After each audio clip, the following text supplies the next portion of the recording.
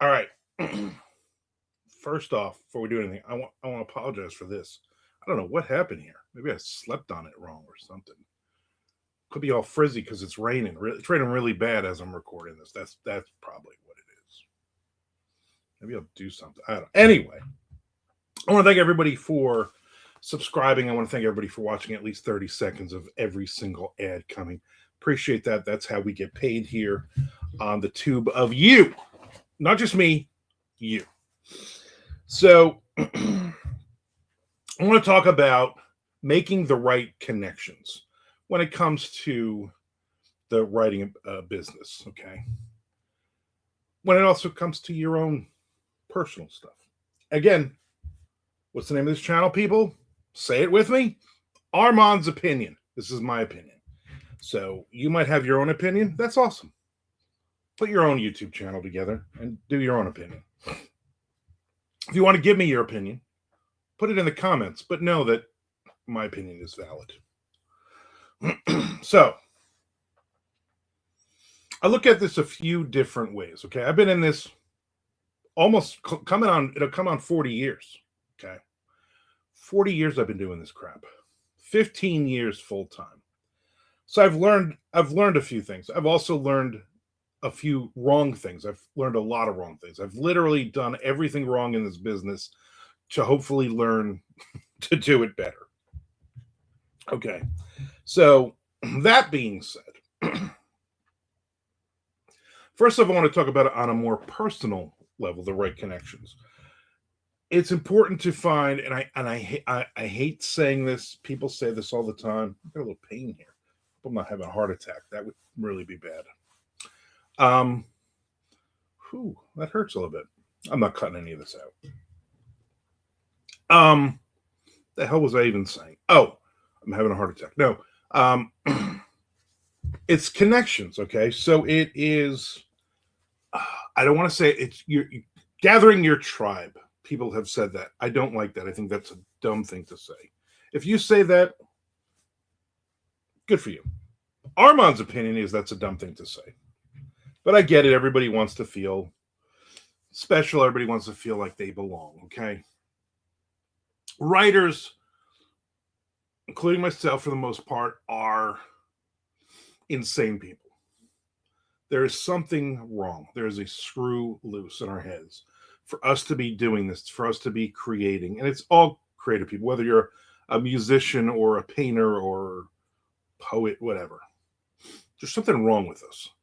There's actors. There's something wrong with us that we need people to tell us we're good. We need people to look at the stuff we are creating. We're not happy just going, 9-to-5 job, and then we're going to go home to our wife and our, 1.5 kids, whatever it is now. So that being said, we're trying to find the other weird people out there. Okay. So I think part of that for me is, growing up in the 80s, the 90s, we didn't have the internet. We didn't have all this stuff readily available. I could go right now on the internet and say, you know what? I want to find a dozen authors in as close to me as possible from 100 miles of Jacksonville, Florida. And I could look that up and I can eventually find more than a dozen authors. Okay. I found a lot of authors just by seeing them online and whatnot. Couldn't do that back in the day. Every now and then you'd run into somebody, whether you were like in Walden Books in the mall and some person was in the horror section or the fantasy section or science fiction or whatever, when they used to actually have sections for books. And you strike up a conversation with this other weird person, and it was awkward. And if they were of the opposite sex, they probably thought you were hitting on them, and it was really just really awkward and weird. But eventually you found some people that you liked. You're in high school and you're walking around with a paperback in your back pocket, and somebody's like, "What are you reading, nerd?" Nobody called anybody nerds back then, but nerd was a bad thing, by the way. You called somebody a nerd. That was like really, really calling them out.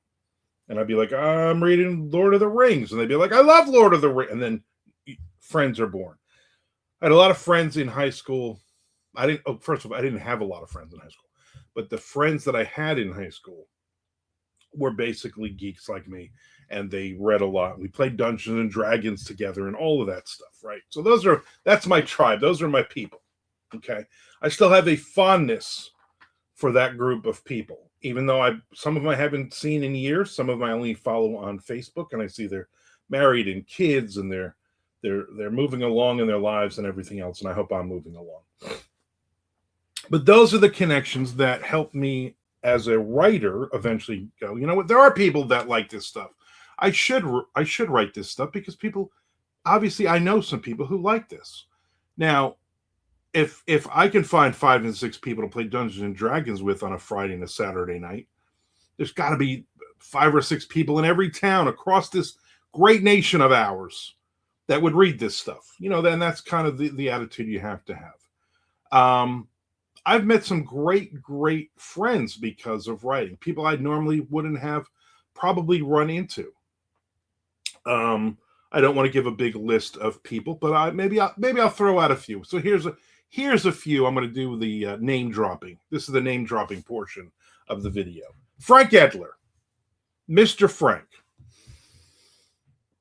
I ran into Frank over probably 15 years ago or so. He was doing a podcast, Bazong. But before Bazong, he was doing beer, books, and bullshit. And him and Mr. Frank and Mr. Jeff. And I went on his podcast, okay, as an author. He wasn't even a writer then. He just did book reviews and other stuff. And we had a connection. We're both Jersey guys. It ends up he's a few years younger than me, not a lot. And I'm still much younger looking than him. Basically, we had a connection because we went to a lot of the same concerts. We grew up in the same area, within, 25 miles of one another. And so we were always at the same concerts, the same heavy metal shows and stuff like that. We just never knew each other back then. Just two guys walking around with cool mullets. There was a sea of those back then. So how was I supposed to know which one was Mr. Frank? And he came to, he was on vacation in Orlando, Florida, and I was at Spooky Empire as a guest that year, and we met in person. And ever since, I've hung out with Frank a lot. He comes every year for MondoCon, and we've written a trilogy, Shocker trilogy together, and it's basically about growing up. The characters, a lot of heavy metal stuff in those books, not for the squirmish though. Literary masterpiece, obviously, but so that's somebody that I would have never run into. We would have just been not friends, you know what I'm saying? And now I consider us friends. Same with Tom Duffy, who was at the what was that? The telethon that Brian Keene had for Scares That Care. And met Tom in the lobby with a magazine. No, that was Darling Nikki. We met him, and he was a writer who hadn't really written much. And my wife actually ran into him first. My wife actually talked to Tom Duffy first, and now we're going years later, and him and his girl actually live at my mother-in-law's house, and so. He used to live in upstate New York. Now he's 20 minutes from my house. I don't see him all the time, but he's also here at MondoCon every year. Nick Zinn was another guy that was at the telethon, and we started talking about baseball. He's up in Milwaukee. We started talking about the Brewers, started talking about Red Sox, my team. We started talking baseball, and he was another guy who was a writer, starting out kind of thing. Nick comes to MondoCon every year. Chuck Buda. I did a book signing. I did the first Beers and Fears book signing by myself in Belford, New Jersey, which is where I grew up, at a brewery, Belford Brewing Company. And Chuck just showed up. He was a fan. He just showed up out of nowhere and bought a bunch of, he literally bought 50 different books from me. It was great. and we became friends. You know, he was in up North Jersey. Drove down. We connected, became good friends from there. We went to Scares That Care. We went to a lot of things. He came down. He hung out.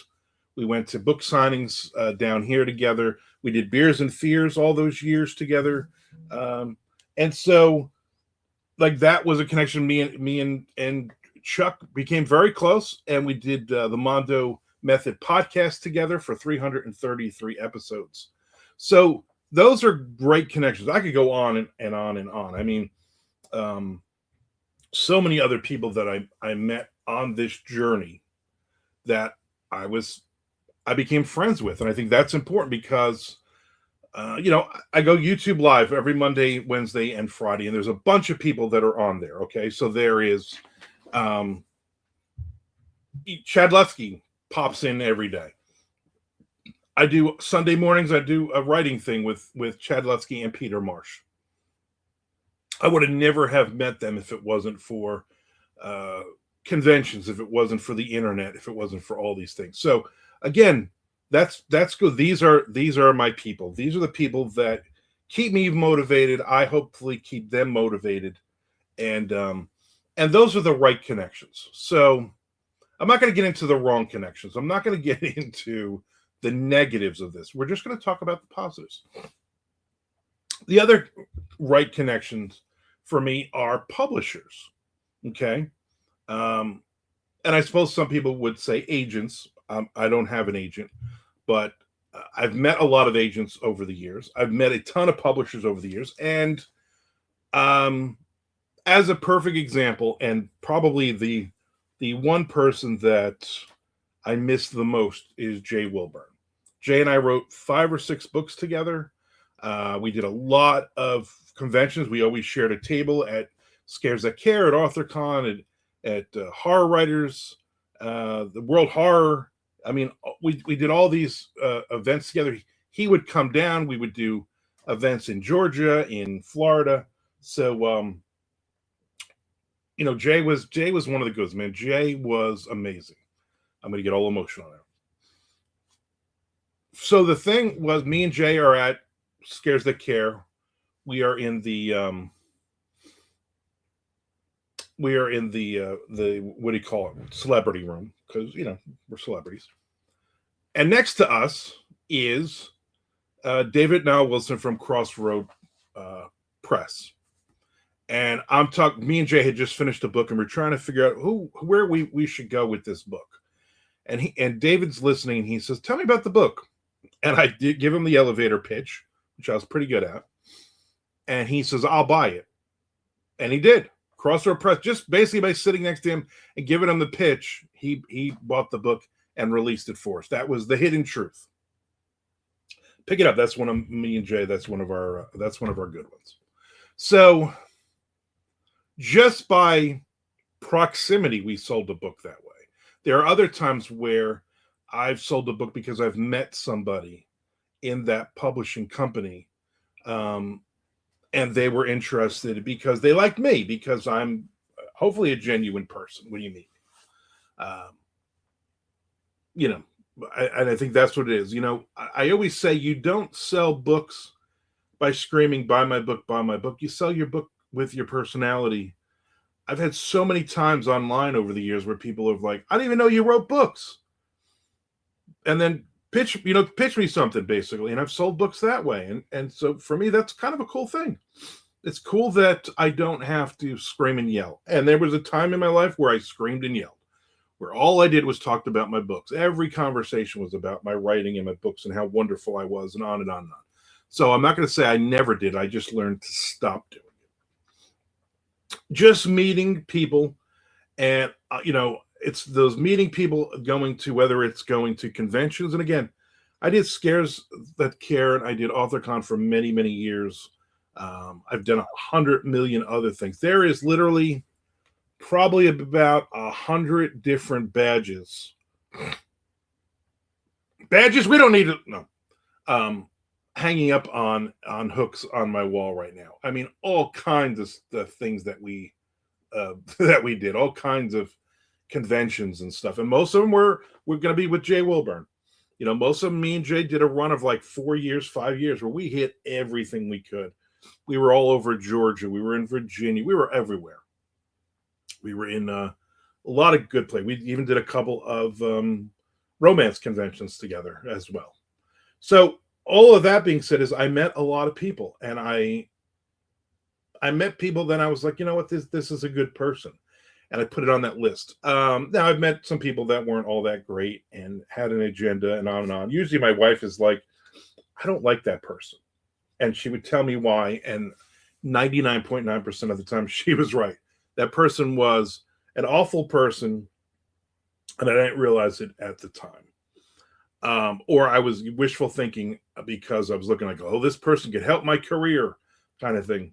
Nobody's gonna help your career. You can help your career. Okay. So for me, it's meeting those people. It's not about meeting your heroes, because those most of the time disappoint, or those most of the time you realize, well, that's just a human. That just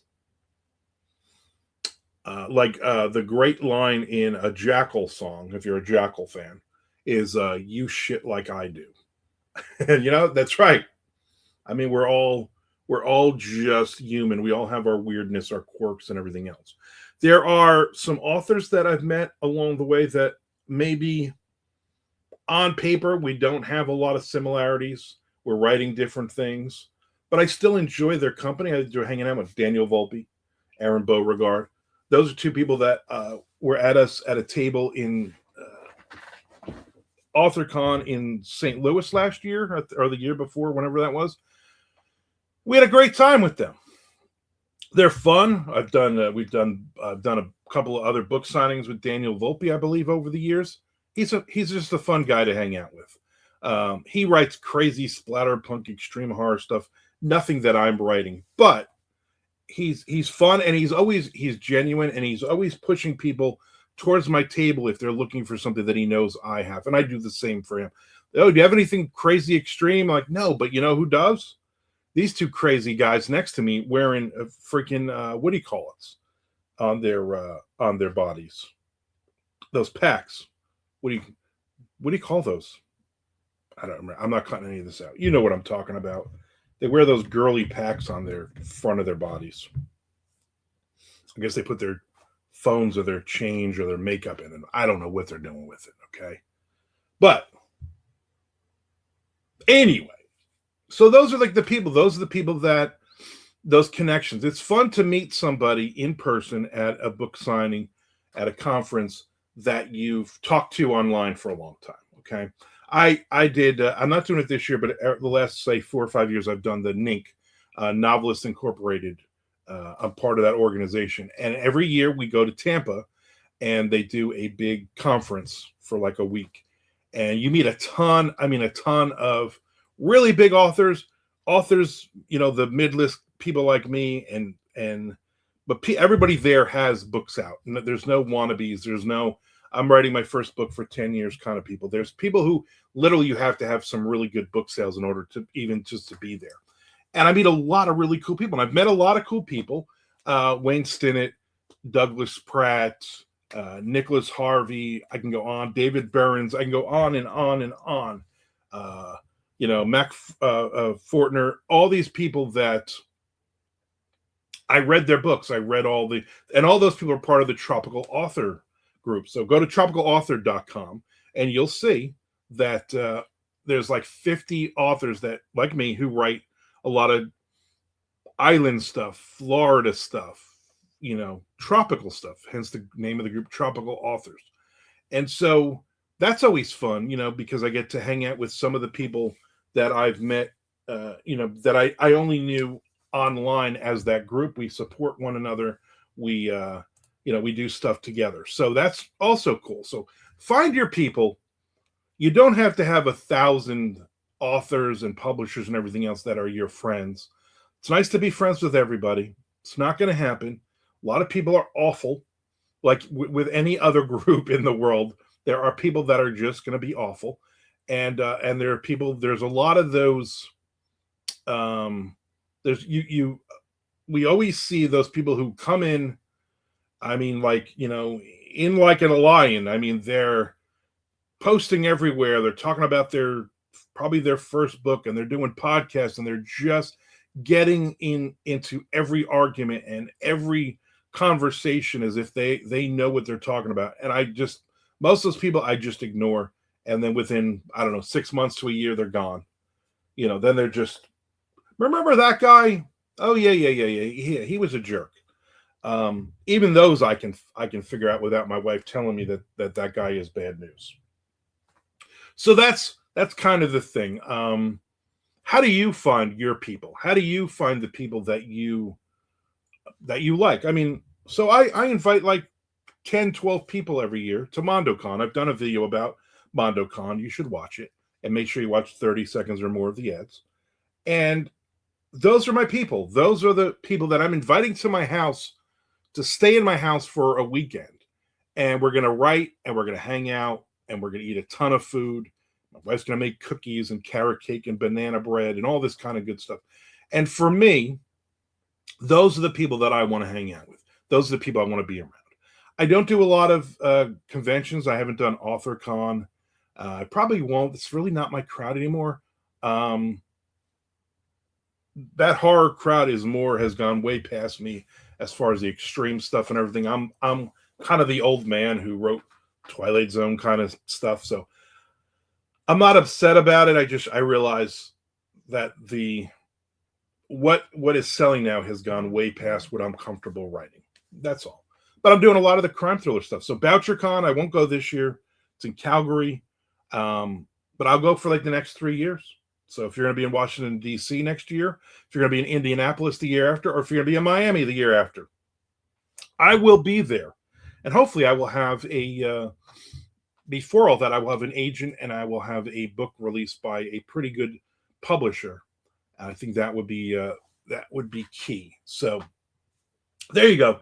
Making the right connections, I think, is super important for me. I've gotten many contracts because of it. I've been invited to many anthologies because of it. I've just met cool people that understand this business, and they give me advice. I give them advice, and we all live happily ever after. If you have any ideas for any of these writing videos, just drop a hint. Send me an email. For friends, send me an email. If we're not friends, and you say, "What's your email?" I'll give you my email. It's kind of simple. Armand Rosamilia, you see right there where my name is. Armand Rosamilia, all together, @gmail.com. Send me a message and say, "Hey, I have an idea for a writing video. What's your take on this or this or this?" I'm not going to get into the big.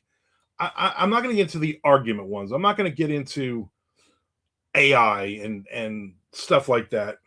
It's just another of a billion opinions getting thrown in there. I'm trying to do videos like this. So I've got a couple people who want to. One guy who wants to kind of like, he wants to pull me in to argue with me, but I'm like, I'm not interested in that. I don't want to do a video where you tell me how great AI is and I tell you how bad AI is. Who cares? We're not changing anybody's opinion. It's like politics or religion. Everybody's got their opinion on it. Keep your opinion to yourself. I don't care. I have my own opinion. I'm not spouting that out. Frank Edler for president. So anyway, thank you for hanging out. I appreciate it. Thank you for watching all my videos. Thank you for helping me build up this YouTube channel.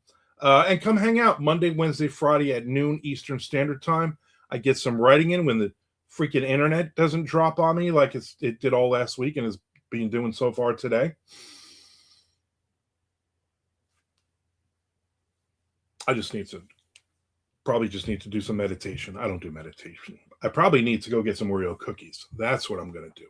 And wonder why my heart hurts. And also why my heart is on this side of my body. Because that's the wrong. I think my heart's supposed to be over here. Maybe that's the problem. Anyway, none of this is getting edited or cut.